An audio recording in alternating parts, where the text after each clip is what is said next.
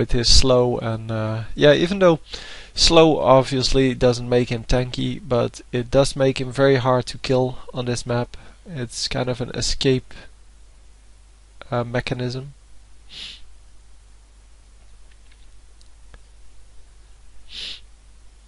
So I got a question today, or well, yesterday, well, I answered it today anyway, about what a tank actually is, because I called Nessus and Mordekaiser tanks, and in my opinion, and that's kind of, yeah, a general opinion, I think, a tank is someone who actually can absorb a lot of damage, and tank characters are normally the characters which do a lot of damage even if you build them into a tank. So Mundo does a lot of damage because his Q is based on a percentage of the enemy, not on AP or anything like that.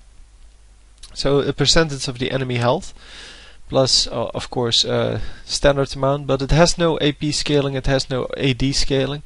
And then his auto attacks can be enhanced with W.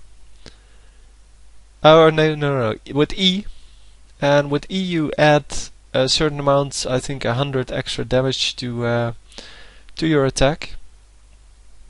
And that makes for a very high damage character, even if you just go for tank items. But really, I don't think that Mundo is a real a real tank.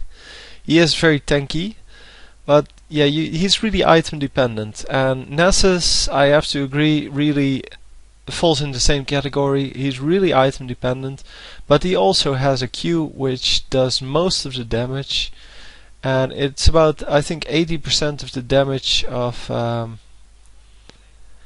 80% of the damage of Nessus actually comes from his Q.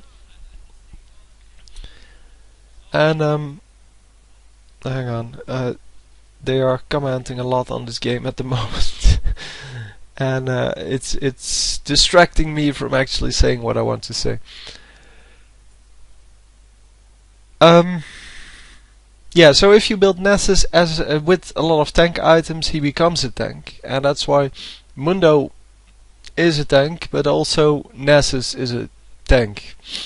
Because they can absorb a lot of damage due to the fact that they still do a lot of damage if you build them with tank items. There's no real reason to add attack damage items. But Mundo, I don't think, is a real tank, where Nessus is, because Mundo actually gains a lot from attack speed items. So if you go for, I don't know, some attack speed, it doesn't really matter. It really adds a lot of damage to his attacks, whereas Nessus is really dependent on the cooldown on his Q to do a lot of damage.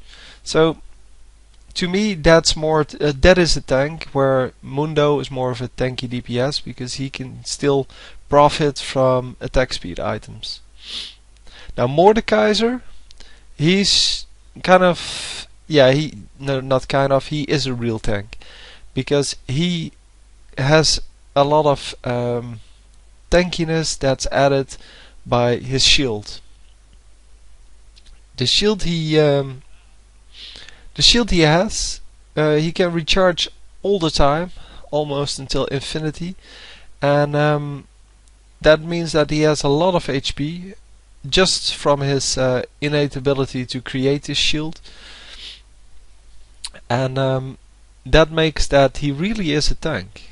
And even if you build him without any tank items, he can still absorb a huge amount of damage. And well, the same goes for a lot of these real tanks, so like Rammus.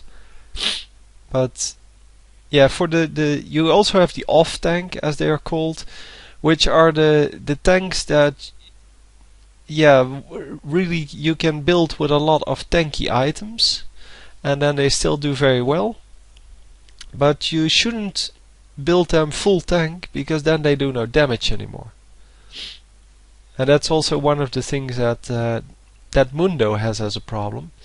If you don't build him with any DPS items, any attack speed items, it just doesn't become a good character. He's useless basically. The enemy is just going to ignore him, and that's it. So anyway, the fights here. Let's concentrate on that. So Mundo currently is 0-6, if I'm reading that correctly, and the overall score seems to be 6-12 or something like that. Yeah, it's 6-12, and he's 0-6-3.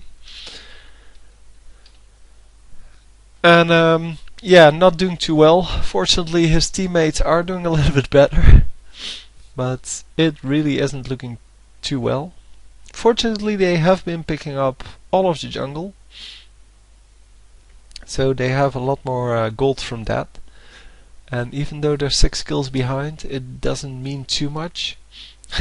Kind of funny, because in the last game it was they were 8-16. Not Hotshot, but in the last game I cast from TF, actually playing on a 3v3 map. I actually commented on them actually being able to come back from that if they play really well.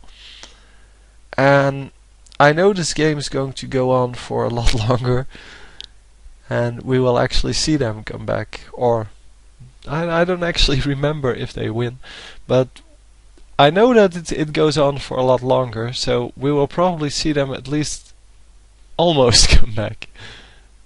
And I really don't remember, so even if I just spoiled the ending, I really don't know the ending. So because Hotshot is not very good at 3v3, even though he's playing with his CLG teammates, and they are quite good together. It's a different game on 3v3 than it is on 5v5, and he really doesn't like this, because this is a lot more about ganking, and he's more about the tactics.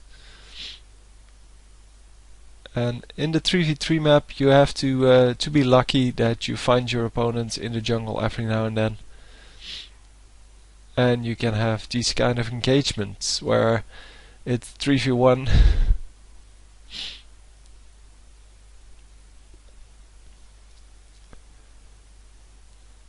So they just picked up a few extra kills, and yeah, the longer this game goes, the more important it is to be farmed and to have a lot of gold. They already have 2 dragons, but the opponents have none, and yeah, that's going to weigh into the fact that they are behind, but in kills, but still ahead in items. Or they might be. It's very annoying that I cannot actually pull up the the stats. Also, I would really like to have something that actually tells me how much gold everyone has, because now I'm always guessing about the amount of gold. But it shouldn't be too much work to put a gold counter in this game. Especially for well, in game it would be good, but especially for the commenting on games, so the commentaries, it would be so good if I could actually see which team is ahead in gold. And yeah, I know they keep track of it, because in the end of the game you can actually see how much gold you have in comparison to the others. Well, how much gold you have and how much gold the others have.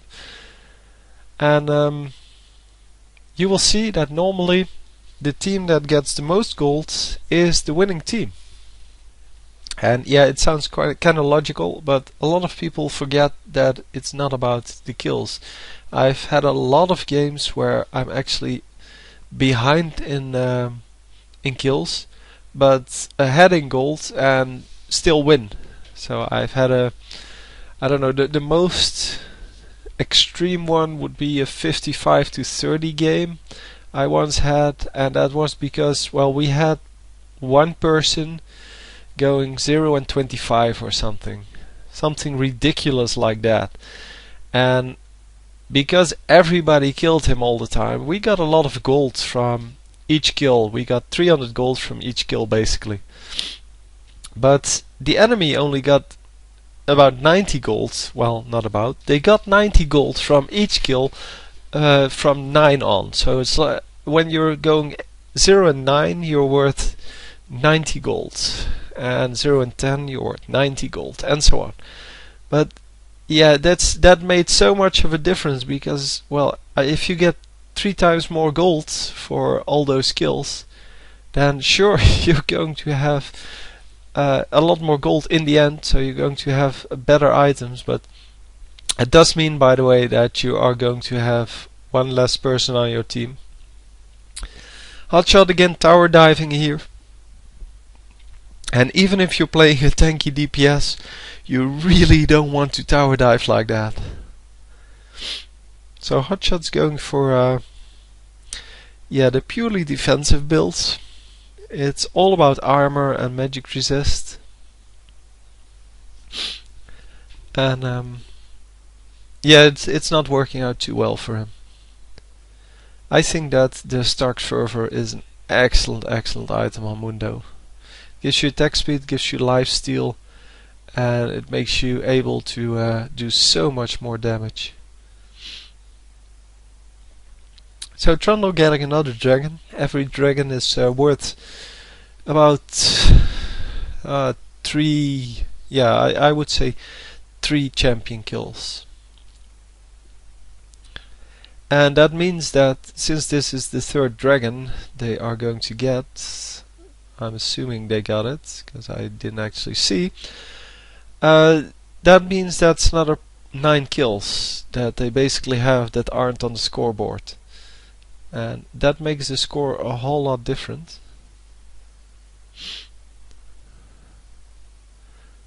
So again, just diving in here to kill the Anivia, it's not going to work. I'm not actually sure whether he's going to die. No, he's not, for now. And there he goes. Yeah, without any magic resist for the 2 magic champions, and without any lifesteal, he just cannot survive this. Because I don't know why he's building so much armor. Because I don't know about Poppy, but the other 2 are definitely AP champions, so you need magic resist for them. But I'm not actually sure about Poppy. Poppy might be physical damage, I guess. But this is really, they get aced once again, and they are now behind at 9 to 17. But keep in mind, they have 3 dragons, so that's another 9 kills, so it's actually 18 to 17. Not taking into account the gold from minions, obviously. So jungle minions or laning minions. But all in all, they are still in this game, even though it seems